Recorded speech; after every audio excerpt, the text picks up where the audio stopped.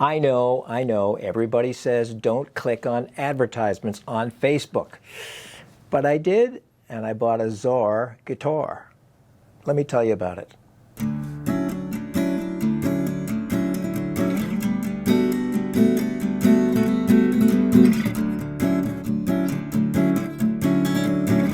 Yes, I did it. I hit the buy button on a Zaar guitar, and I did find it. Well, I've been watching their advertisements on Facebook and also in my other feeds. They just keep showing up left and right.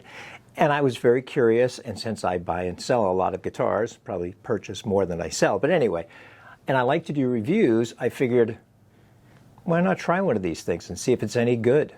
I know they're made overseas. It might be an American company. I'm not really sure, and I don't care, really. But I did hit the button because they had demos or seconds on sale for $379, which normally sold for $799. I think the original SRP was like $1,400 or something like that. I thought, $379, all solid wood guitar, why not? Actually, with shipping, it cost me $418 and change, and this is what I got.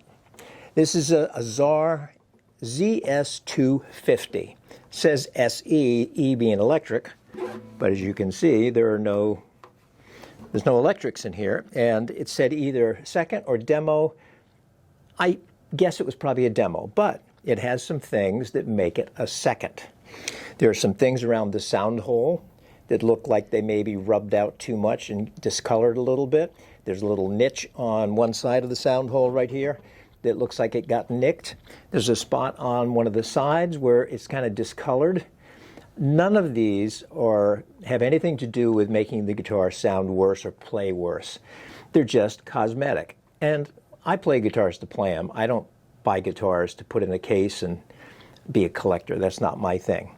So this is the ZS250 SE, or I'm not sure what the S stands for, but what the heck.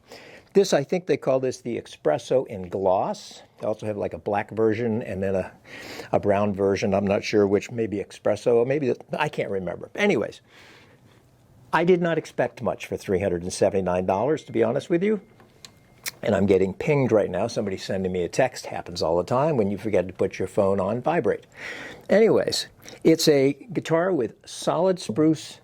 I'm assuming it's Sitka. They don't say, they just say solid spruce top with solid mahogany back and sides. It does have the arm bevel, which looks like walnut.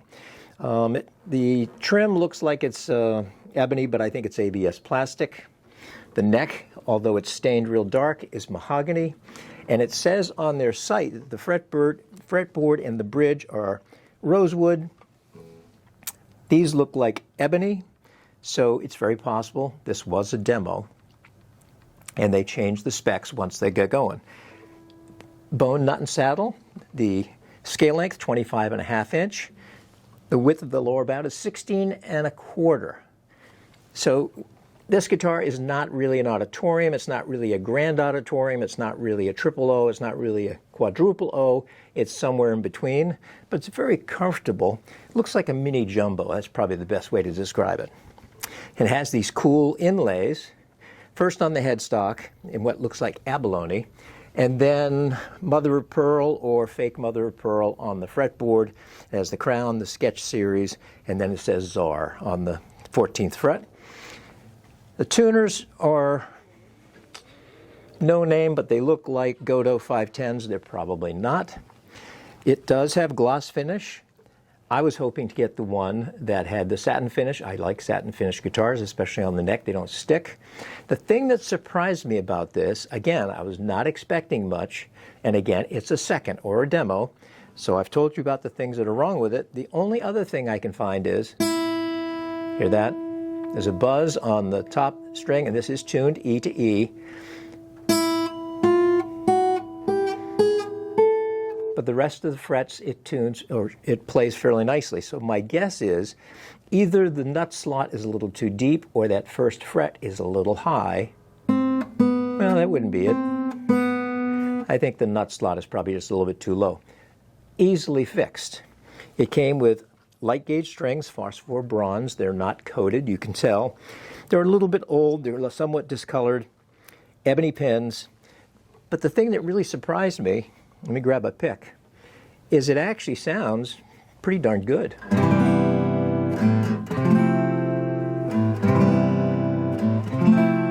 And although a mahogany guitar tends to be fairly even across the spectrum from string to string, that's why fingerstyle people like it and why bluegrass people like it. I tend to like rosewood guitars where it's kind of scooped in the middle so I can sing and not compete with that mid-range. This one actually has a much mellower sound than I was expecting.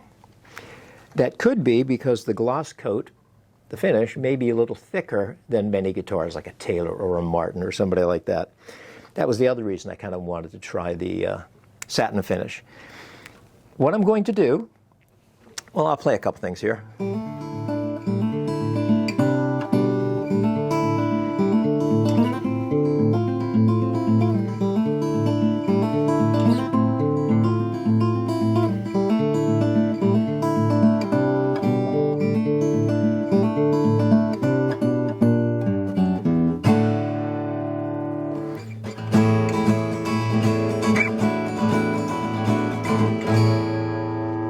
I was not expecting it to intonate well. Many inexpensive guitars don't. Right out of the box, you have to have them set up for your string gauge, which I will have to do because I prefer to play with medium gauge strings, and I normally tune a full step down. But since most players play at concert pitch, E to E, I figured I'd demo this guitar. So anyway, I'm looking forward to getting this set up to my playability, get rid of the buzz, and being able to tune it down a full step. And I'll get back to you once I've had all that work done to let you know my full thoughts. But so far, for a total of $418 and change, I'm pretty happy so far. I'll talk to you next time. Bye.